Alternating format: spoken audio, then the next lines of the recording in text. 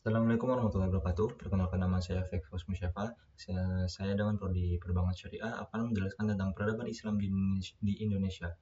Sebelum masuk ke materi selanjutnya, kita harus mengenal dulu kalau jalur masuknya Islam di Indonesia itu ada 4 jalur.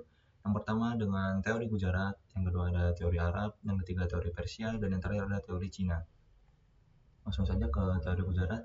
Eh, Pada batu nisan makam Raja Malik Al-Saleh yang merupakan raja kerajaan Samudra Bahasa Aceh bertuliskan angka tahun 686 Hijriah atau 1297 Masehi dengan menggunakan nisan yang berasal dari Gujarat, India. Selain itu, batu nisan yang terdapat di makam Maulana Malik Ibrahim di Gresik, Jawa Timur juga menunjukkan hal yang sama. Kedua batu nisan tersebut memiliki persamaan bentuk dengan batu nisan yang terdapat di Cambai, Gujarat, India. Dengan beberapa alasan tersebut, beberapa sejarawan yang berasal dari Belanda menyimpulkan bahwa Islam di Nusantara berasal dari India. Islam dibawa oleh para pedagang dari Cambai, Gujarat, India pada abad ke-13 Masehi. Selanjutnya teori Arab. Teori ini mengatakan bahwa Islam masuk ke Indonesia langsung dari Makkah, Arab sebagai pusat agama Islam sejak abad pertama Hijriah 7 Masehi.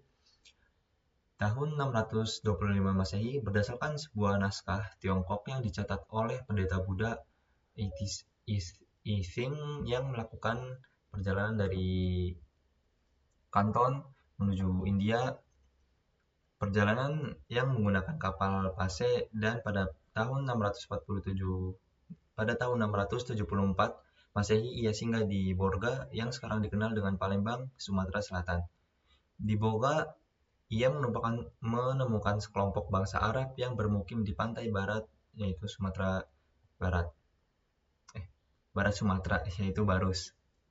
Selanjutnya ada teori Persia, ditinjauan pada kebudayaan yang hidup di kalangan masyarakat Islam Indonesia yang dianggap mempunyai persamaan dengan Persia, di antaranya peringatan 10 Muharram atau Asyura atas meninggalnya Hasan dan Husain, cucu Nabi Muhammad SAW, yang sangat dijunjung oleh kaum muslim Syiah di Iran, Persia, di Sumatera Barat. Peringatan tersebut disebut dengan upacara Tabuk, sedangkan di Pulau Jawa ditandai dengan pembuatan bubur syuro. Selanjutnya kesamaan konsep ajaran Sufisme yang dianut Syekh Siti Jenar dengan Al-Hallaj, seorang sufi besar dari Persia.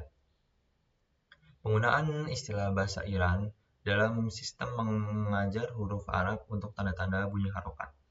Ditemukannya makam Maulana Malik Ibrahim tahun 1419 di Gresik. Selanjutnya ada teori Cina. Menurut teori ini, proses kedatangan Islam ke Indonesia, khususnya di daerah Jawa, berasal dari para perantauan Cina. Ajaran Islam telah sampai di Cina pada abad ke-7 Masehi, masa di mana agama ini baru berkembang. Menurut kronik pada dinasti Tang 618-960 Masehi di daerah Kanton, Zhangzhou, Guangzhou, dan pesisir Cina bagian selatan terdapat sejumlah pemukiman Islam. Raja Islam pertama yaitu Raden Fatah dari Bintoro Demak disebutkan keturunan Cina. Ibunya disebutkan berasal dari Campak, Cina bagian selatan, sekarang termasuk daerah Vietnam. Berdasarkan sejarah Banten dan hikayat Hasanuddin, nama dan gelar Raja Demak beserta leluhurnya ditulis dengan menggunakan istilah Cina seperti Cek Kopo, Jinbun, Cek Bancun, Cunceh, serta Cu. Nama-nama seperti Munggul dan Mucul ditafsirkan merupakan kata lain dari Mongol. Strategi dakwah Islam di Indonesia yang pertama ada perdagangan, perkawinan, pendidikan, kesenian, dan budaya. Perdagangan merupakan media dakwah yang paling banyak dilakukan oleh para penyebar Islam di Indonesia. Kesibukan lalu lintas perdagangan pada abad ke-7 Masehi hingga ke-16 Masehi. Jalur ini dimungkinkan karena orang-orang Melayu telah lama menjalin kontak dagang dengan dunia luar. Setelah berdirinya kerajaan Islam seperti Kerajaan Islam Malaka dan Kerajaan Samudra Pasai di Aceh, maka makin ramai para ulama dan pedagang Arab datang ke Nusantara, Indonesia. Para penyebar agama Islam berhasil mendirikan masjid-masjid dan mendatangkan para ahli dari luar sehingga jumlah mereka semakin bertambah banyak. Selanjutnya perkawinan. Proses penyebaran Islam di Indonesia juga banyak dilakukan melalui pernikahan antara para pedagang Muslim dengan wanita Indonesia. Jalur perdagangan internasional yang dikuasai oleh para pedagang Muslim menjadikan para pedagang Islam memiliki kelebihan secara ekonomi. Para pedagang Muslim yang tertarik dengan wanita Indonesia dan ingin menikah mensyaratkan agar para wanita tersebut harus memeluk Islam sebagai persyarat dalam sebuah pernikahan.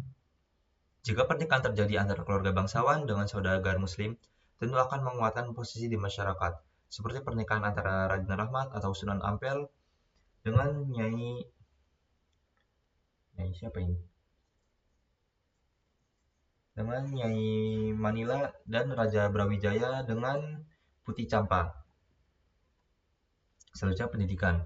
Para ulama yang mendirikan lembaga pendidikan Islam, di lembaga pendidikan inilah para ulama semakin menguatkan posisi agama Islam dengan pengajaran-pengajaran keislaman. Salah satu lembaga Islam yang menjadi ciri awal penyebaran Islam adalah pesantren. Istilah pesantren digunakan untuk menunjukkan lembaga pendidikan yang banyak digunakan oleh ulama di Jawa dan Madura. Sementara di Aceh dikenal dengan nama Dayah, dan di Minangkabau dikenal dengan istilah surau. Selanjutnya kesenian dan budaya. Para tokoh penyebar Islam mengajarkan Islam menurut bahasa dan adat istiadat masyarakat setempat. Sebagian besar nama-nama mereka telah melegenda seperti salah satunya yaitu Wali Songo. Penyebaran Islam melalui kesenian atau budaya termasuk yang paling banyak mempengaruhi masyarakat, seperti wayang, sastra, dan berbagai kesenian lainnya. Pendekatan jalur kesenian dilakukan para penyebar Islam untuk menarik perhatian masyarakat sehingga tanpa terasa mereka pun tertarik pada ajaran-ajaran agama Islam ini. Ini contoh atau foto dari Masjid Menara Kudus. Ini Masjid Kesultanan Ternate. Islam di Sumatera. Wilayah Nusantara yang pertama dimasuki Islam adalah pantai barat Sumatera dan daerah Pasai di Aceh Utara, yang kemudian di masing-masing kedua daerah tersebut berdiri kerajaan Islam yang pertama, yaitu Perlak dan Samudra Pasai. Pada tahun 1524 Masehi, Pasai dianeksasi oleh Raja Aceh Ali Mugayat Shah. Selanjutnya kerajaan Samudra Pasai berada di bawah pengaruh Kesultanan Aceh. Kerajaan ini mencapai puncak kejayaannya pada masa pemerintahan Iskandar Muda Mahkota Alam 1607 sampai 1636. Pada tahun 1566 Masehi, dilaporkan 5 kapal dari kerajaan Aceh berlabuh di Bandar Pelabuhan Jeddah. Ukhuwah yang erat antara Aceh dan Timur Tengah itu pula yang membuat Aceh mendapat sebutan Serambi Mekah. Misalnya Islam di Jawa. Perkembangan Islam di Jawa relatif cepat seiring dengan semakin lemahnya Majapahit.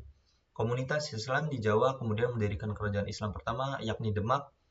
Dalam perkembangannya, kerajaan Demak tumbuh menjadi pusat penyebaran agama Islam ke berbagai daerah ke Indonesia, seperti Maluku, Sulawesi, dan Kalimantan. Islam di Sulawesi. Menurut catatan Kompeni Dagang Portugis pada tahun 1540, saat datang ke Sulawesi, di tanah ini sudah ditemui pemukiman Muslim di beberapa daerah.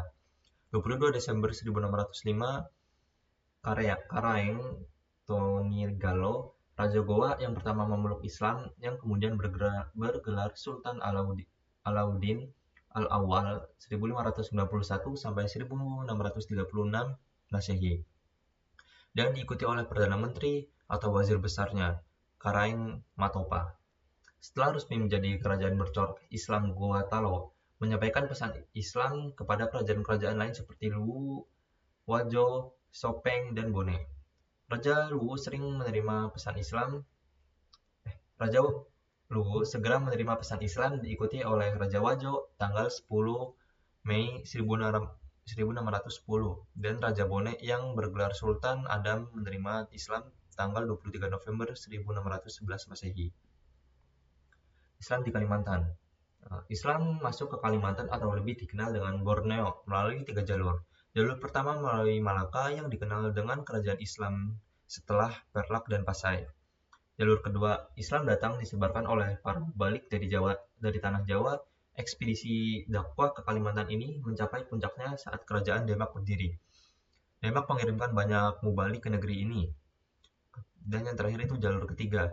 Para dai datang dari Sulawesi, yaitu Makassar, terutama dai yang terkenal saat itu adalah Datuk Ribandang dan Tuan Tunggang Parangan. Selanjutnya Islam di Maluku. Kepulauan Maluku yang terkenal kaya dengan hasil bumi melimpah membuat wilayah ini sejak zaman dahulu dikenal dan dikunjungi para pedagang dari seantero dunia. Kerajaan Ternate adalah kerajaan terbesar di pulau ini. Islam masuk ke wilayah ini itu sejak tahun 1440. Kerajaan lainnya adalah Kerajaan Tidore yang wilayah teritorialnya meliputi sebagai wilayah Halmahera, pesisir barat, Kepulauan Papua, dan sebagian Kepulauan Seram.